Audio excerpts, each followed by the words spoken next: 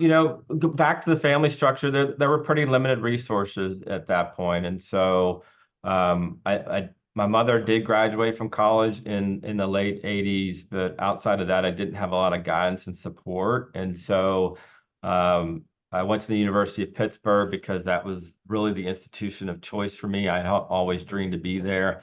Some of it was silly. It came from being a football fan. They used to be good at some point. They're not quite as what they were when I was interested with them, but I knew I had limited resources. I think the other thing too, my high school experience was probably different than some others that are in successful positions.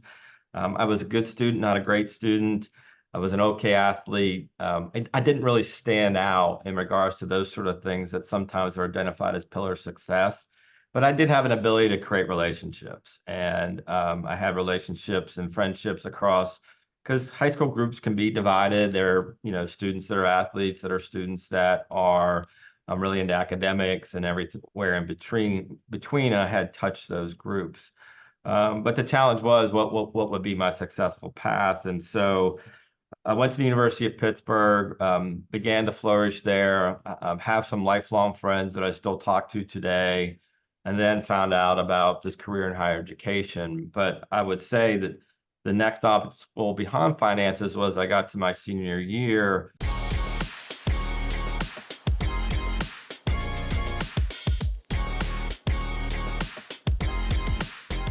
Hey everybody, I'm back with another episode of Solo Success Stories. And today I'm talking to my longtime friend, Justin Lawhead. Now, Justin is the Dean of Students and the Associate VP of Student Affairs for the University of Memphis. And he was not there when I was a student, but I feel like you were, Justin. Well, that's good. I really feel like Yeah. you came several years after I graduated, but we immediately connected with students and with alums. And I remember coming in when you were over a leadership program. You connected me with my mentee, who still is a mentee. Oh, great. To me, and you have been a tremendous asset to the University of Memphis ever since. And so I'm super excited to be talking to you. I'm glad to know you professionally and personally. And I know your heart for students and for people. And I'm just super excited to get into your story. So tell us a little bit about yourself. Sure. My name is Justin Lawhead. I'm, as you said, the Dean of Students here at the University of Memphis. I've had a 30-year higher education career that has spanned across 4 universities. So I'm originally from Johnstown, Pennsylvania, which is a small town near Pittsburgh that's gone through some of the challenges of an industry that left. So Johnstown was a steel town, and then all that really kind of decreased during the late 70s based on competition from foreign countries. And so I grew up relatively poor. I was on welfare at some point with my mother. My mother was a single mother until she married my stepfather. And so I had some challenges along the way, but I always knew I wanted a different life than based on what I was experiencing when I was younger. So I graduated from the University of Pittsburgh in 90 and 92, and then really started a journey of higher education. I worked in the small school outside Philadelphia. I worked at UNCW, which is the beach, and it's hard to leave the beach, quite honestly. And then went to Kent State for 3 years, and each institution was a learning experience, right? It's a different culture, it's a different way of approach, it's different curriculums. And then I really wanted to be a director of a program, so the opportunity popped up in 2003 at the University of Memphis to be the Associate Dean for Leadership and Involvement. And in a typical Memphis story, you think you're going to be here 3 to 5 years, get your degree, and you're out, right? And well, that didn't happen. I got my doctorate and thought I was going to move on, and opportunities exist. And so what went from a 5 to 7 year plan is now a 20-year plan. And so did that associate dean role for almost 12 years, and then moved into the dean of students role about 7 years ago. And so Memphis is in my heart. It sounds a bit cliche, but I know the impact that it can have on students and individuals in the community. And it's why I've stayed where I am and what I do. And that's awesome, Justin. Wow, time does go by so fast. When you were talking about thinking about all the places that you've been. I didn't realize it because I only associate you with the University of Well, I Memphis. have been here a while. Yeah, so Well, I love it. I love it. So I'm so excited to get into your story. So sure. in this program, I have what I call the SOA success system. It's Okay.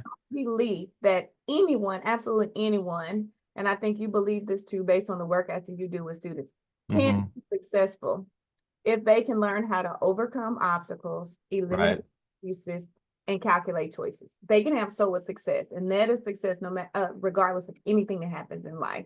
Right. And so, Justin, I'm super excited getting your story into your story. But first, let's talk about some of the obstacles that you've had to overcome to get to where you are today. Sure. Go back to the family structure, there were pretty limited resources at that point. And so my mother did graduate from college in the late 80s, but outside of that, I didn't have a lot of guidance and support. And so I went to the University of Pittsburgh because that was really the institution of choice for me. I always dreamed to be there. Some of it was silly. It came from being a football fan. They used to be good at some point. They're not quite as what they were when I was interested with them. But I knew I had limited resources. I think the other thing too, my high school experience was probably different than some others that are in successful positions. I was a good student, not a great student. I was an okay athlete. I didn't really stand out in regards to those sort of things that sometimes are identified as pillar success. But I did have an ability to create relationships, and I had relationships and friendships across because high school groups can be divided. There are, students that are athletes, that are students that are really into academics and everywhere in between. I had touched those groups.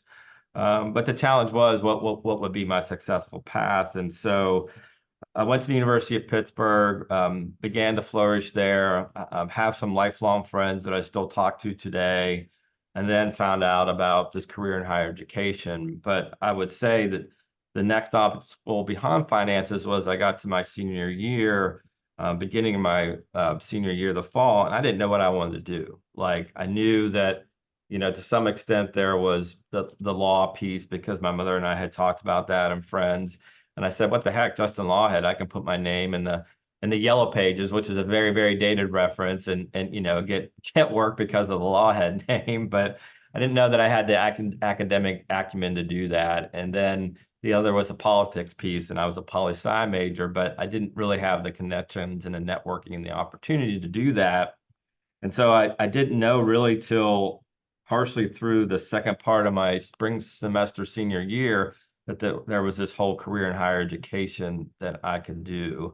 And it was advisors and folks like that that gave me advice and guidance, and I got my degree and then started my career there. So those were at least two obstacles from the very beginning of really limited resources and finding a pathway and dealing with that. And then really at the part of my senior year, what was next? How do you feel like you overcame some of those obstacles, the limited resources, the poverty, and Well, a couple things. My community was poor, and I even then I knew that. I mean, I'm not a prophet or anything, but then I knew that the community was going to continue to go down a trajectory that wasn't positive, right? I could see it with the people that had graduated before me. I could see it in the buildings that were empty and those sort of things. And I just knew I didn't want to go back to that. I just didn't want that to be part of my identity. And that was very, very important to me. I think the other piece too that, what having limited resources can be a challenge and a blessing. And I knew that I had to get a job out of college because I was going to have to support myself. I didn't have a backup plan. I certainly didn't want to go back and live at home with my family. There's a different generational change now that's willing to go back and live with their family. That was never an option when you and I were growing up, right? just having a conversation yesterday with somebody like it was like they're perfectly fine to stay. Yeah, I was not going to live in that house with my family at that time. And so I think the second piece was that I knew I couldn't go back to that, right? And so it was kind of the driving force to find what's next. And then, from the piece of finding the graduate school, it was really just a matter of connections and networks. So When I got involved with the University of Pittsburgh, it took till about my junior year, and it's interesting about working in this space now because my first 2 years there, I was just trying to figure it out. I mean, it was a large urban institution. I was trying to manage a pretty significant change and really develop a network and friendships that allowed me to kind of be happy where I was, but figure out what's next. And so I started working in the student union and found out things that union management and those sort of pieces. And then I made this decision to run for the Student Government Association at the University of Pittsburgh. And that's just something I wanted to do. But at that time, it was really dominated by the Greek system. And the fraternities and sororities had almost like campaign machines, and they would have meetings and they would select a candidate, and then the whole fraternity would go with that candidate, and sometimes fraternities and sororities would even partner together. And I was what was called they called us independent candidates. There's actually an article in the Pitt News from the late 80s of me being an independent candidate, me and someone else. And I just thought I would put my name out there, and I had the opportunity. And then once I got into all that and realized that I could have a future, that really kind of erased that next obstacle moving forward. So. That's interesting, and I totally understand. And I think our generation's a little bit different. But it's the same. You know my story in that I was the same as you, and that was my driving motivation too. It's like I can't go back home. Right. Yeah. Yeah. I gotta figure this out. And it's even similar in that understanding where you're from and what you want to be and what you can do, and that you gotta move and do something differently Right. to get there. Well, okay. So a lot of people don't think like that and don't do that and can use those things and those challenges as excuses Right. not be successful in their life. And we see that happening all the time. Talk about some of the excuses that you knew you had to eliminate to get to where you are today, and just how you did eliminate those excuses. Yeah, I mean, I've really been reflecting on this recently. Like, I think there's this whole concept, at least for me and some others, about a predetermined history, right? And so, I thought this little poor kid from Pennsylvania, why would he be anywhere, right? Why would he excel to a role and those sort of things? Because I had a predetermined history of I was this poor kid, and there's just a limited pathway.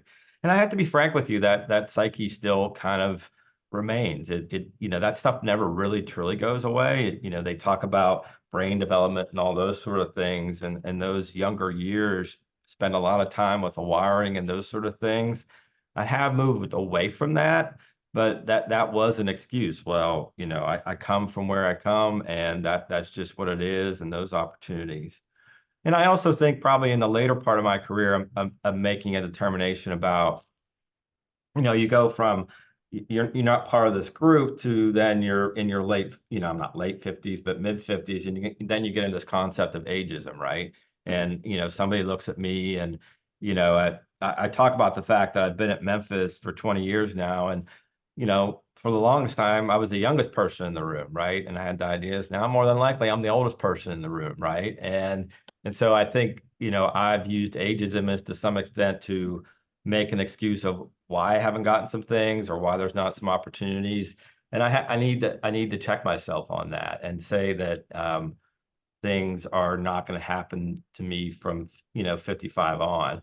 I would say it's still a challenge. I would say that acknowledging the challenge, but shifting it from an excuse to how do you plan for that challenge moving forward. And that's kind of where I am in my career now. So I think that's really powerful that you shared that and that you're so open and honest about that. mhm. I wasn't even ready for that. I Oh, was I'm sorry. Yeah. I, Well, and I think the other thing too, and and I'll acknowledge her and I'll share with this. I got divorced about 10 years ago, and that was a real challenge. That was a challenge for me personally, and it was a challenge for particularly my daughter at that time. You don't never know the full extent of those sort of decisions until you see the outcomes of maybe how it impact your family. But I married a woman 2 years ago. You came to my wedding. It was all the things that's that were there. the coolest wedding I've ever been to. Yeah. Yeah. We still, almost 2 to 3 years later, we still get compliments about our wedding, and we'll probably pay for it until our kids graduate college, quite honestly, but that's fine.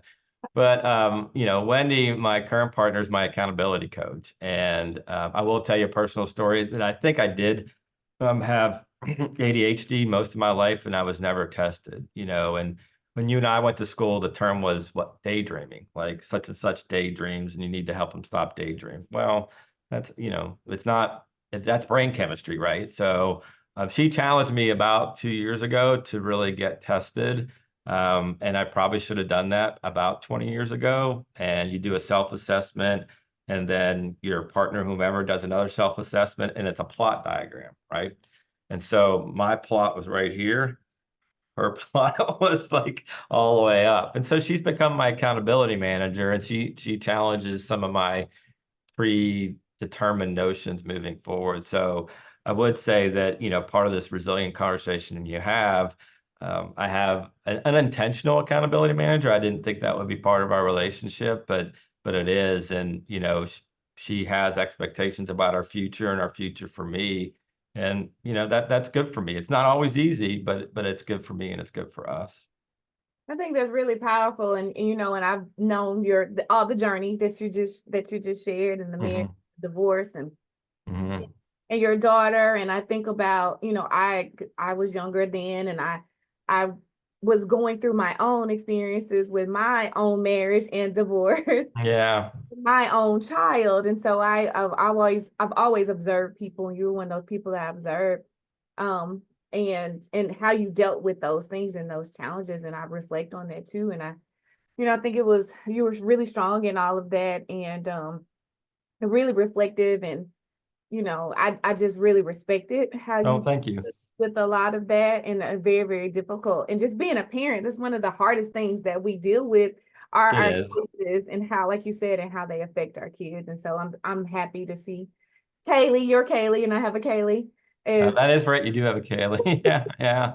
That's is great. well. But I really appreciate you too, talking about where you are now, Mhm. and thinking about excuses that you do make, or you consider making, or that can limit you, and how you are very cognizant of it, and dealing with it, because a lot of times people don't recognize the excuses that they're making, or aren't willing to deal with it. So Yeah, that's and that's and I have spent a lot of time reflecting on this. I had always aspired to be a vice president for student affairs, and in some ways was really tracking that, but it hasn't happened for me. And those experiences were not easy. I'm not going to say that when I didn't get the job at any institution, the vice president of student affairs, that I felt really good about myself afterwards. But I have learned to make sense of that over the last 18 months. And I have learned, and I understand, I want to acknowledge cliches, but I will say that what's taught me over the last 6 to 9 months is titles really mean nothing, right? And the work that you do really means nothing. And so I can take value in the impact that I've had, and I can take value in the relationships moving forward. And really, those relationships are more important to me now than the opportunities I have. This institution will change, and some of the things that I had oversight for will shift to somewhere else. And I think that's the right thing. I think institutions need new strategic directions, and I don't need to hold on to something just because I've done it for so long. But then what pathways can I make from that? And so, really learning from difficulties it's a skill set. I mean, I really truly believe it's a skill set, and I really only acquired that within the last 2 to 3 years. Wow, I think that's powerful, Justin, that you said that, about titles don't mean anything. Because I even remember in my career, Uh-huh. feel like I had something to prove. Right. I was a teen mom, and I didn't come from money or anything either. I always felt like I had something to prove. So I always wanted a title too. Mhm. And I do remember at that point in my life, and it was when I quit, when I Yeah. quit my corporate career to work for myself, and I was on a trajectory of getting these titles, Hmm. was when I discovered my purpose and my passion, that I had that kind of revelation that you just said, that Hmm. titles, and even for me, it was salary, didn't mean the same thing. I had Yeah. So yeah, and I remember, watching you and observing you in the experience that you went through recently. And Yeah, it I was hard. Yeah. I can imagine. I can only imagine. And honestly, I was shocked and devastated myself personally. But I think that that's a good lesson, like you said, what you doing some own personal reflection on that. But I appreciate you sharing that in this interview because everybody at some point in their life have dealt with something similar in some form of Sure. rejection or not getting what something that you really want to feel like you deserve. And what can you get from it and how can you move forward and still be positive and even remain in the role that you're in and still doing an amazing job in that. And I think it's a lot to learn from that. Yeah, for sure. And that's it's taken a while. I mean, it isn't a light switch. It isn't a, a poof or whatever. It really has over been the last 3 to 6 months of, okay, this is where I am. What's next? And I have to determine that. And I think that's the other thing that folks that go through these sort of experiences, external forces and external partners can help you, but they can't define your future. They can't define. And to some extent, I had to learn that lesson late in life. Like I thought complete dedication to one institution would chart that pathway, but everybody else is on different pathways, right? And it's really the people, it's really not the institution. And I thought the institution would give me an outcome, but if the institution didn't have any requirement to do that, right? And I thought it was a logical piece, but then I realized this institution is made up of different people with different goals and objectives, and that's what you have to figure out moving forward. But you have to go through that reflection and that epiphany in order to get there. Yeah, and I also, as hard as it is sometimes to receive, believe that everything happens like it's supposed to. And Hmm. when it's supposed to. And so, and I even that's a big part of what so what is. And as you were saying, it was just like, okay, so what? It didn't happen. So Right. so now what? How do you move forward from it? And I've seen you move forward. And so in the third part of the so what success system is calculate choices. And so Okay. what are some of those calculated choices? Because you had to make a choice in that moment, right? And throughout your journey, what are some of the calculated choices that you've made to be where you are today? A couple of things. I mean, I'm taking a drink of water. I mean, the first was finishing my degree. I mean, a lot of folks get to the doctoral stage and don't. I mean, I think the data is 50% finish their doctoral degree. And I was going to make that a determination as well. I didn't want to, and it's no criticism of ABD and those folks that don't complete, but I wanted that identity to be part of it. So that was a calculated choice. And that wasn't easy either. I had a dissertation advisor, Jeff, who called me and said, hey, you've been going at this for a while. You need to finish, right? And you, again, another accountability manager. And so finishing that degree and being able to have that degree gives me a title, which we talked about, but it does give some legitimacy if I want to pivot somewhere else. So I don't look at it as a title, I look at it as a tool. I understand. Yeah. And then really defining what I want to do next. And so I want to be in this space in higher education, but I also want to have some additional connections in the community moving forward. So my wife is pretty phenomenal with technology. So she's going to help me with a web page and those sort of things. Because I spend a lot of time thinking about future and workforce and those sort of things.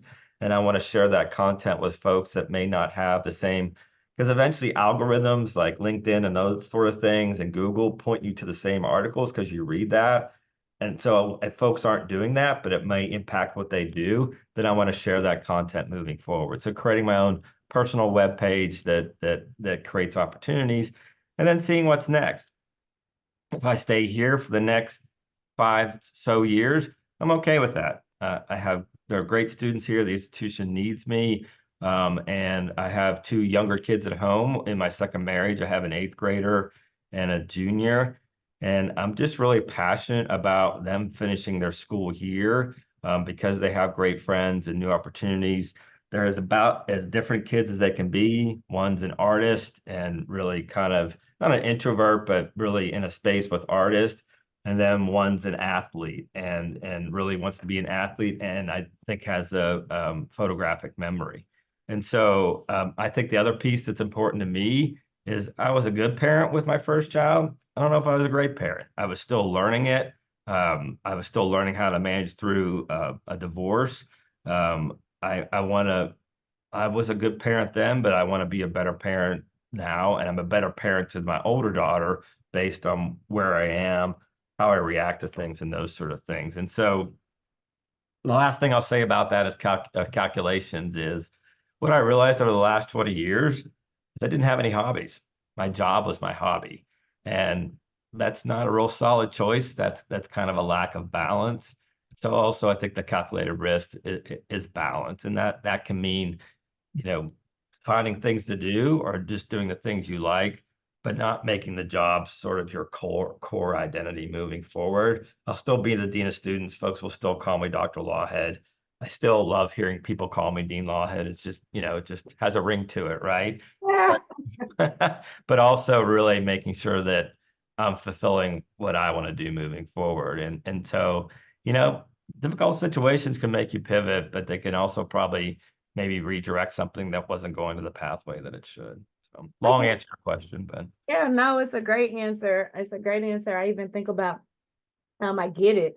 That second chance parenting thing, and that's kind of what I have with my grandchildren too, right. to a certain extent, because I definitely understand you do the best you can as parents. All of us do.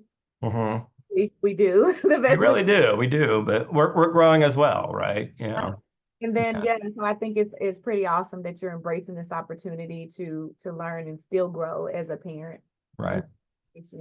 Um, but yeah, I also, it's interesting when I think too what you're saying and what I received from what you said is that when you're so driven, kind of feeling like you got to prove something when you come from as a child, you have to work really hard to get to a certain place, that what you personally want and personally enjoy, if it doesn't take you to the next level, it is not a priority.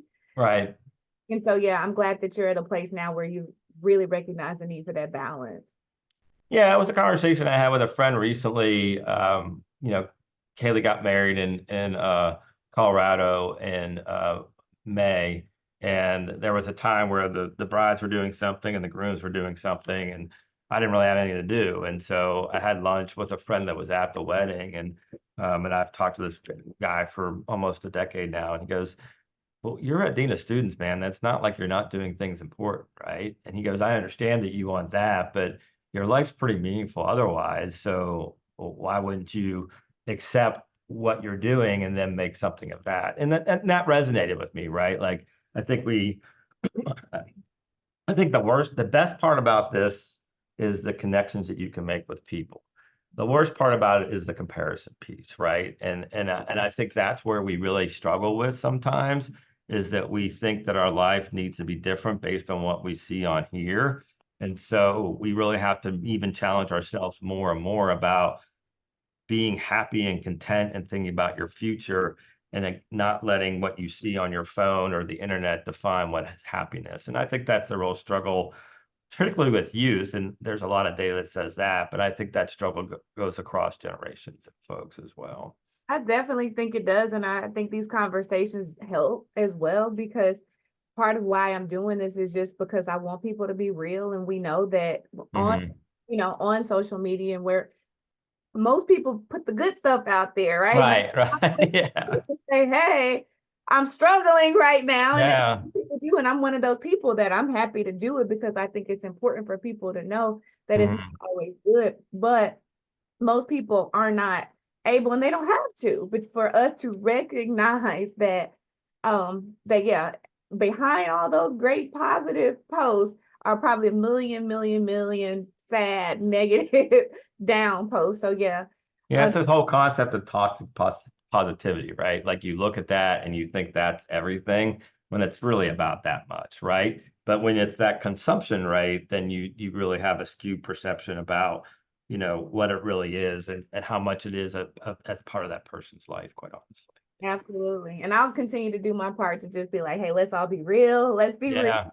Right. Yeah, I try to be real. I don't, there are times where I struggle and I put that on there, and I've done that, but I also, try to be, expansive about what life really is. Yeah. Absolutely. And I respect everybody for posting what they want to post. And I think it's your job as the consumer of the post to understand that it's something more behind it. Yeah.